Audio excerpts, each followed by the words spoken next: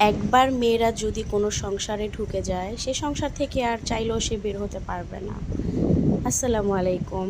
তো একটা মেয়ে যখন তার বিয়ের জীবনে শুরু হয়ে যায় তখন তার যত কিছুই সে করুক না কেন প্রতিদিনের সেই নাস্তা, সেই রান্না, দুপুরে রাতের খাবার, সংসারে সবার প্রতি খেয়াল রাখা, কে কী খাবে না খাবে, রান্নাঘর পরিষ্কার করা, প্রতিটা বাড়ি ঘর সব কিছু পরিষ্কার করা হচ্ছে তার প্রধান দায়িত্ব। আসলে সংসারকে ভালোবাসাই হচ্ছে একটা মেয়ের বিয়ের পরের প্রধান কাজ। কারণ সংসারে যদি ভালোবাসা না আসে সেই সংসারে কখনোই তার মন বসবে না। আলহামদুলিল্লাহ আমি আমার সংসার নিয়ে অনেক ভালো আছি। আর সংসারের জন্য কাজ করব না তাহলে কিসের কাজ করব বলেন তো আপনারা? হ্যাঁ, একটু তো কষ্ট হয়, এই যে এত গরম পড়েছে, কিন্তু সবার খাবার নাস্তা সব কিছুর দিকে খেয়াল রাখতে হয়। আর এখানে তো বুঝিনি একটা রান্নাঘরে রান্না করলে কতটা যে মানে গরম সহ্য করতে হয়, যারা রান্না করে শুধু তারাই বলতে পারবে। এই যে সকালে উঠে রান্না বান্নার আগে হচ্ছে চুলার পাড় প্রতিটা পরিষ্কার করে তারপরে এই যে রান্না বান্না, আর এই যে পরোটা, জোহা দাদুকে একটা পরোটা আর একটু চা দিলে, দুধ চা দিলেই আলহামদুলিল্লাহ জোহা দাদু খুব পছন্দ করে।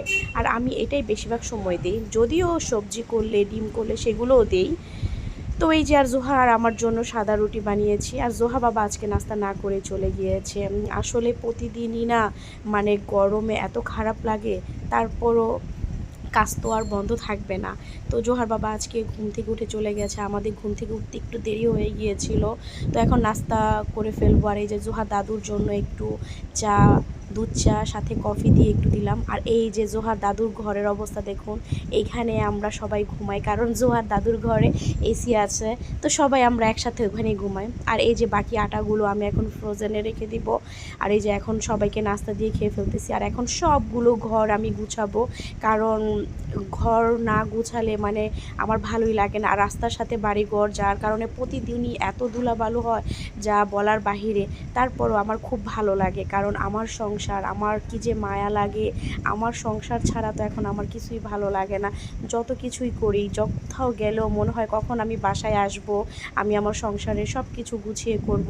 আসলে না মানে প্রতিটা কাজই মানে এতটা মায়া লেগে গেছে, মানে আমি চাইলেও না এই সংসার ফেলে কোথাও বেশি দিন থাকতেও পারি না। আর জোহার বাবা তো এভাবেও কোথাও তেমনটা যেতে দেয় না। তো এই যে এখন আমি সবগুলো ঘর ভালো মতো গুছিয়ে একদম ফার্নিচার মুছে তারপর একদম দুপুরে রান্না করব। এই যে আজকে পুঁইশাক চিংড়ি মাছ দিয়ে রান্না করব, পটল ভাজবো, বড় বাইলা মাছ টমেটো দিয়ে ভুনা করব। তো এই যে এখন আমি সব কিছু মশলা দিয়ে হলুদ মরিচ ধনিয়ার গুঁড়ো দিয়ে আমি পুঁইশাকটা বসিয়ে দিয়েছি। আর এই যে পাশে আমি পটলও ভাজি করতে বসিয়ে দিয়েছি। তো এভাবে আমার রান্নাগুলো হয়ে যাবে। তার মাঝখানেও আমি অনেক মানে অফ ক্যামেরায় অনেক কাজই আমি গুছিয়ে ফেলেছি। আসলে সব কিছু তো আপনাদের সাথে শেয়ার করা যায় না, যতটুকু পারি একা হাতে সম্পূর্ণ কাজ করতে হয়। তাহলে তো বুঝতেই পারেন যে কতটা কষ্ট হয়, আর আপনাদের জন্য কত কষ্ট করে আমি ভিডিও করি। তো প্লিজ প্লিজ প্লিজ সবাই আমাকে সাপোর্ট করবেন, আপনাদের সাপোর্টেই কিন্তু আমি সামনের দিকে এগিয়ে যাব। ধন্যবাদ।